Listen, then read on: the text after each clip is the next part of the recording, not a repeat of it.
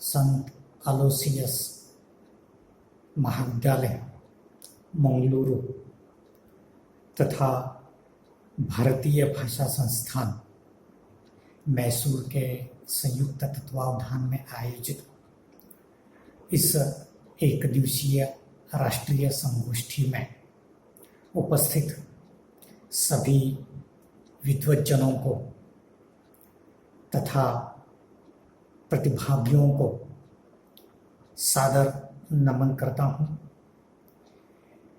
मेरे आलेख का विषय है बहुभाषी समाज में हिंदी भाषा का महत्व, मराठी भाषा के विशेष संदर्भ में।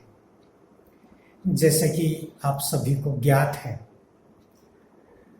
अपना भारत एक बहुभाषिक देश है। विभिन्न सर्वेक्षण यहाँ पर हो चुके हैं और उन सर्वेक्षणों के मुताबिक भाषाविदों ने यह स्पष्ट किया हुआ है कि भारत में भाषा और बोलियों की संख्या कुल मिलाकर 2000 के करीब है।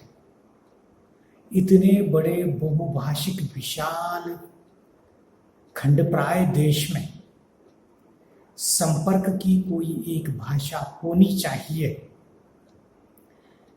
इस प्रकार की अपेक्षा प्रारंभ से ही जाहिर की जाती रही है और उस अपेक्षा पूर्ति हेतु यहाँ का समाज मन स्वेच्छा से, स्वयं स्फूर्ति से एक भाषा को चयनित करता रहा है।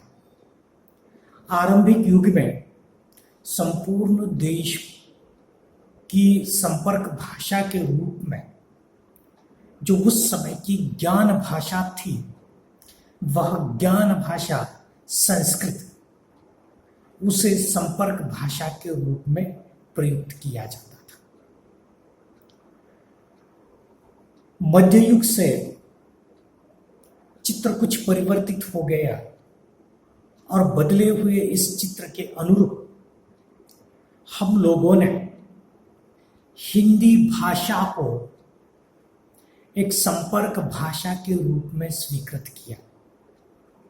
इसलिए आज संपूर्ण भारतवर्ष में दक्षिण से लेकर उत्तर तक, पूर्व से लेकर पश्चिम तक किसी भी प्रदेश का व्यक्ति दूसरे प्रदेश में चला जाता है तो संपर्क के लिए वह हिंदी को ही स्वीकार करता है, अपनाता है।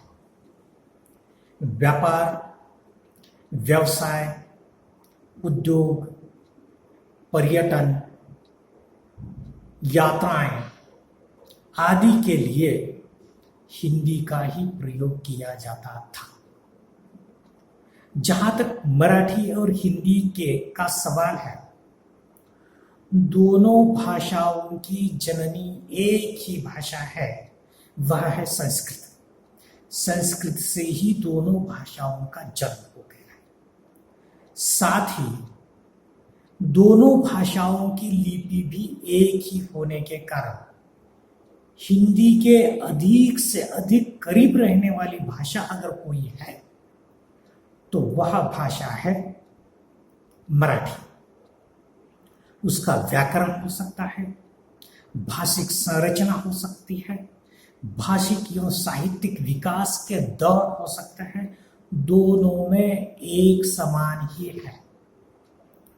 शब्दों की संख्या की दृष्टि से दोनों का अगर मूल्यांकन किया जाए तो लगभग 40% शब्द दोनों भाषाओं में एक ही है। तद्भव शब्दों को थोड़ा सा परिवर्तन करके दोनों भाषाओं ने स्वीकार किया हुआ है, इसलिए इन तद्भव शब्दों की संख्या भी समान रूप से दिखाई देती है। फर्क केवल इतना है कि तद्भव शब्दों को हिंदी भाषा बहुत कम परिवर्तन करके अपने रूप में ढाल देती है और हिंदी उसमें, मराठी उसमें बहुत सारा परिवर्तन करके स्वीकार कर लेती है।